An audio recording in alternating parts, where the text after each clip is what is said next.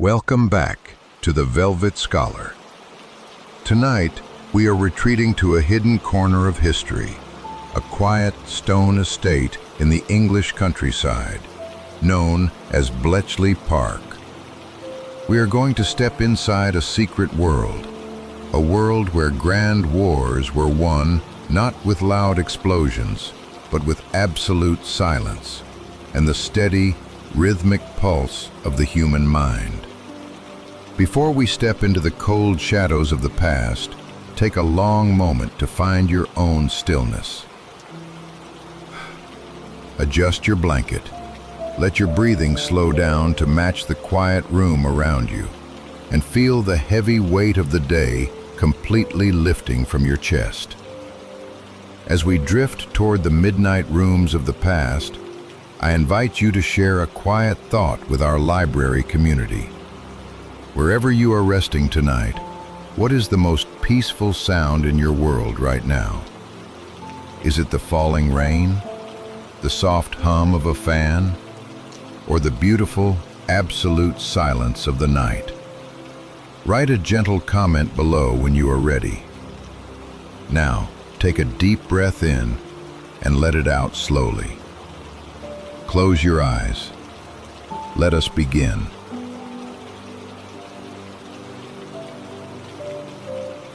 Imagine a cold, misty night in 1941. We find ourselves standing outside a secluded Victorian mansion, hidden beneath ancient oak trees and a heavy, drifting fog. This is Bletchley Park, away from the terrifying thunder of the front lines. This is where the quietest battle of the entire war is being fought. Inside a long series of wooden huts, the glass windows are completely covered with heavy, thick blackout curtains. The air inside smells of stale coffee, old wool blankets, and the sweet, rich scent of pipe tobacco. Here, hundreds of young men and women sit together in the soft, dim orange glow of small desk lamps. They are working in a silence so incredibly deep that you can easily hear the gentle flickering of a single candle. At the absolute center of this quiet world is a machine, the Enigma. It is a labyrinth, a senior cryptanalyst muttered to himself, his voice dropping to a low, hesitant whisper as he stared at the moving brass wheels. A total labyrinth of rotors and complex, hidden wiring. Every night, across the dark skies of Europe, invisible radio waves carry encrypted messages, long, cold strings of nonsense letters that hold the absolute fate of world empires. The codebreakers sit with their pencils poised over faded graph paper. Their eyes are terribly tired, but their minds remain fiercely, beautifully sharp. They are looking for patterns, searching for a single, tiny crack in the giant wall of mathematics. In the quiet corner of Hut 8, you can hear the rhythmic, mechanical clicking of the bomb machine. It was designed by Alan Turing, a man who saw the ultimate, divine beauty in pure numbers.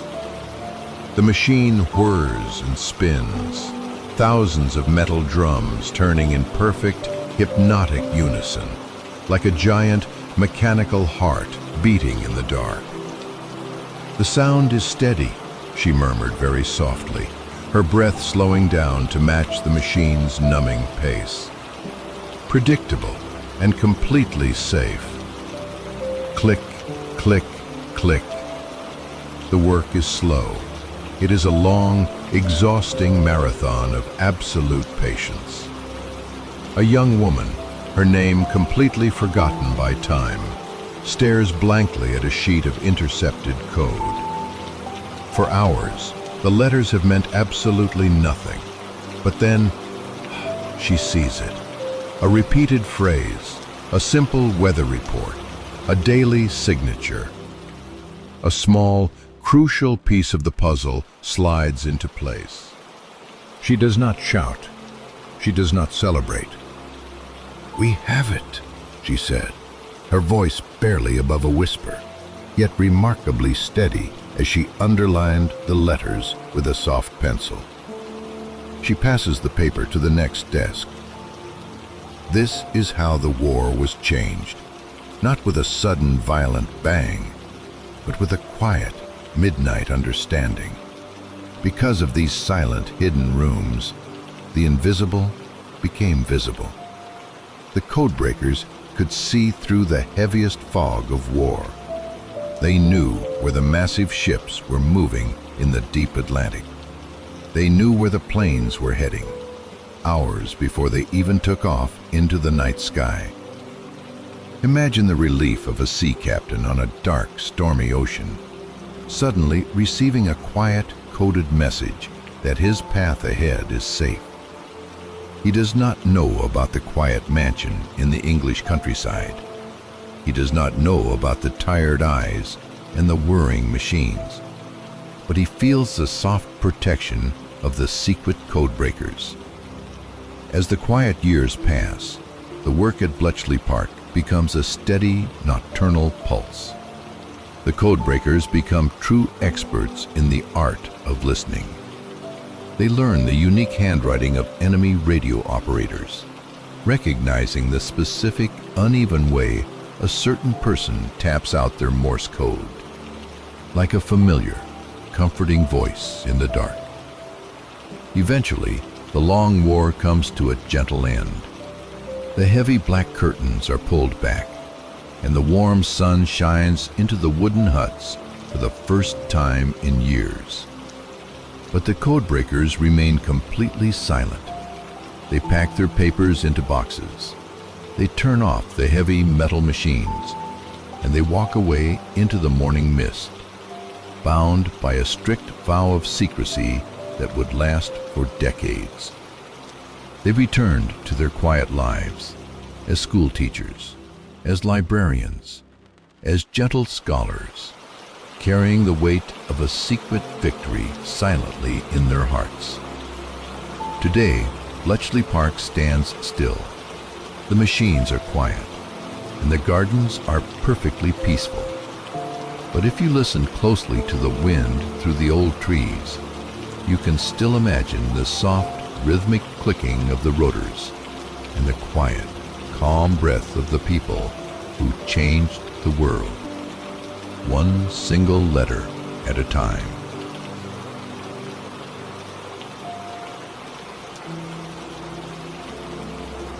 The secrets are now at rest.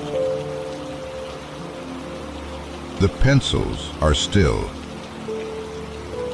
and the machines have finished their long work. The world is quiet once more. As we return from the hidden huts of the countryside, let your own mind become as still as a library at midnight. There are no more puzzles left to solve tonight. There is only the soft, steady rhythm of your own breath. Thank you for joining the Velvet Scholar for this nocturnal study. If you found peace in this story, please leave a gentle like and subscribe to our collection of restful history. What secret corner of the world should we explore next? Let me know in the comments. But for now, let the darkness be your warm blanket. Sleep well, my friend. Sleep well.